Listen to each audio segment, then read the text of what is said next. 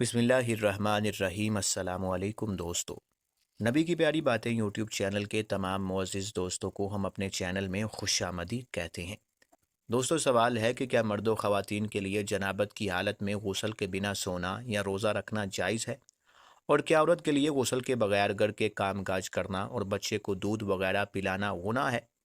तो इसका जवाब है, कम इल्मी की वजह से लोग जुम्बी हालत में ख़ुद को, अपने कपड़ों को, अपने बिस्तर को नापाक समझते हैं और खाने को, काम काज को हाथ नहीं लगाते जब तक कि गुस्ल न कर लें।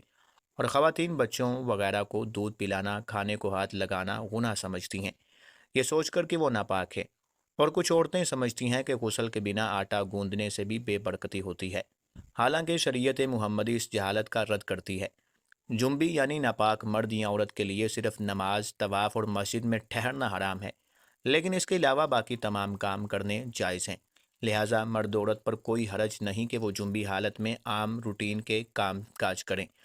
रोज़ा रखने के लिए सहरी खाएं, खाना तैयार कर लें या फिर घर के दूसरे काम काज निपटाने भी जायज़ हैं। और इसी तरह माँ बच्चों को दूध पिला सकती है और इनकी देखभाल भी कर सकती है। इसकी कई एक दलीलें मौजूद हैं। आप इस वीडियो को आखिर तक ज़रूर देखिएगा। हज़रत हुज़ैफ़ा रज़ी अल्लाह तआला अन्हु बयान करते हैं कि नबी अकरम सल्लल्लाहु अलैहि वसल्लम इनसे मिले तो आप मुसाफ़ा के लिए हाथ फैलाते हुए इनकी तरफ पड़े। हुज़ैफ़ा, मैं जुम्बी हूँ। इस पर आप सल्लल्लाहु अलैहि वसल्लम ने फरमाया, मुसलमान नजस नहीं होता। अबू हुरैरा रज़ी अल्लाह तआला अन्हु बयान करते हैं कि नबी करीम सल्लल्लाहु अलैहि वसल्लम मदीना के एक रास्ते में मुझे मिले तो मैं जुम्बी हालत में था, इसलिए वहाँ से खिसक गया और जाकर गुस्ल किया। फिर नबी करीम सल्लल्लाहु अलैहि वसल्लम के पास वापस आया तो नबी करीम सल्लल्लाहु अलैहि वसल्लम ने फरमाया, ए अबू हुरैरा, कहाँ थे? अबू हुरैरा रज़ी अल्लाह तआला अन्हु कहते हैं, मैंने कहा, मैं जुम्बी था यानी नापाक था, इसलिए मैंने नापसंद किया कि नापाकी की हालत में आपके साथ बैठूं। तो नबी अकरम सल्लल्लाहु अलैहि वसल्लम फरमाने लगे, सुबहान अल्लाह, मुसलमान हरगिज़ नापाक नहीं होता, यानी हालत जनाबत की नजासत नापाकी हुक्मी होती है। लिहाजा जुम्बी हालत में बैठने से जगह नजस नहीं होती, ना ही मुसाफा करने से दूसरे का हाथ नापाक होता है, ना ही खाना पकाने से खाना पलीद हो जाता है। हाफिज़ इब्ने हजर रहमतुल्लाहि ताला अलैह फ़थुल बारी में कहते हैं कि इस हदीस में इस बात का जवाज़ पाया जाता है कि गुस्ल जनाबत को इसके वाजिब होने के अव्वल वक्त में ताख़ीर की जा सकती है, और इसका भी जवाज़ है कि जुम्बी शख्स अपनी ज़रूरियात पूरी कर सकता है। उम्मुल मोमिनीन हज़रत आयशा सिद्दीक़ा रज़ी अल्लाह तआला अन्हा कहती हैं कि रसूलुल्लाह सल्लल्लाहु अलैहि वसल्लम जुम्बी होते और पानी छुए बगैर सो जाते, फिर इसके बाद उठते और गुस्ल फरमाते। शवाहद की बिना पर यह हदीस सही है, और ये हदीस गुस्ल और वज़ू के बिना सोने के जवाज़ के लिए है, यानी अगर कोई गुस्ल और वज़ू के बगैर ही सोना चाहे तो सो सकता है, वो गुनाहगार नहीं होगा। हज़रत अम्मी आयशा सिद्दीक़ा रज़ी अल्लाह तआला अन्हा बयान करती हैं कि नबी अकरम सल्लल्लाहु अलैहि वसल्लम जनाबत की हालत में रात गुजारते थे। आप सल्लल्लाहु अलैहि वसल्लम के पास हज़रत बिलाल हबशी रज़ी अल्लाह तआला अन्हु आए और आपको नमाज की इत्तला देते, तो आप उठते और गुस्ल फरमाते। मैं आपके सर से पानी टपकते हुए देखती थी, फिर आप निकलते तो मैं नमाज फ़जर में आपकी आवाज़ सुनती। अबू हुरैरा रज़ी अल्लाह तआला अन्हु बयान करते हैं कि एक मरतबा नमाज के लिए अकामत हो गई और लोगों ने सफ़े बांधी, तो रसूलुल्लाह सल्लल्लाहु अलैहि वसल्लम निकले, यहाँ तक कि जब आप अपनी जगह यानी मुसल्ले पर आ खड़े हो गए तो आपको याद आया कि आपने गुस्ल नहीं किया। आपने लोगों से कहा कि तुम सब अपनी अपनी जगह पर रहो। फिर आप घर वापस गए और हमारे पास वापस आए तो आपके सर मुबारक से पानी टपक रहा था, और हाल ये था कि आपने गुस्ल कर रखा था और हम सफ़े बांधे खड़े थे। यानी जनाबत के बाद और नमाज से पहले तक आप गुस्ल के बिना ही अपने रोज़मर्रा के काम कर सकती हैं। इन हदीस मुबारक से साबित हुआ है कि जुम्बी हालत में रोज़ा रखना, सोना, खाना पीना वगैरह, काम काज कर लेना वगैरह सब कुछ जायज़ है।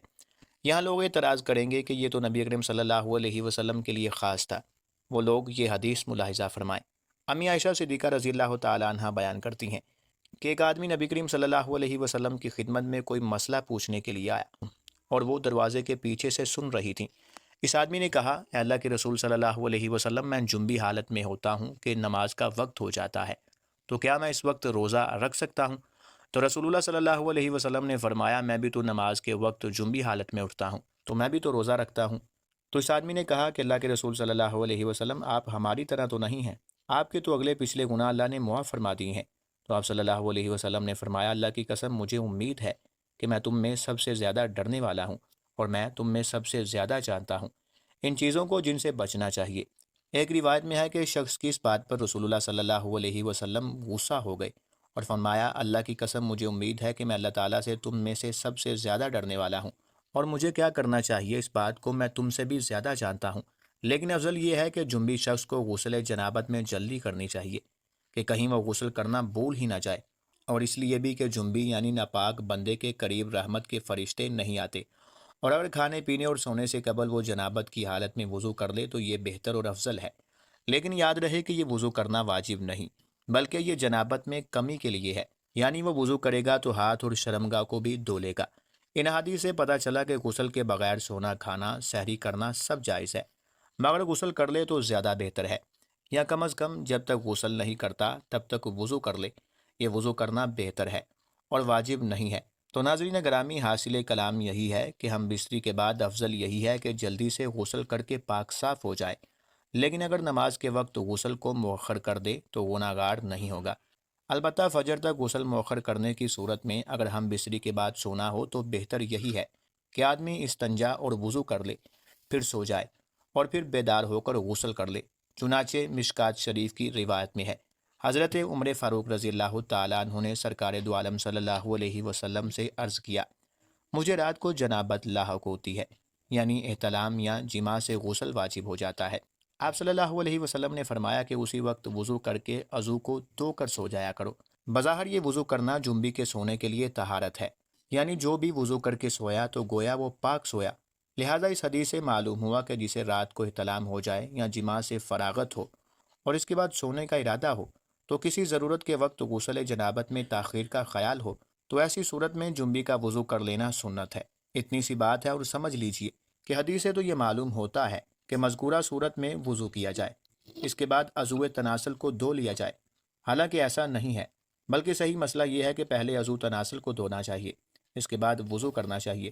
اس صورت میں حدیث کی مذکورہ ترتیب کے بارے میں کہا جائے گا کہ یہاں وضو کرنا مقدم کر کے ذکر کیا جائے کہ وضو کا احترام اور اس کی تعظیم کا اظہار پیش نظر تھا۔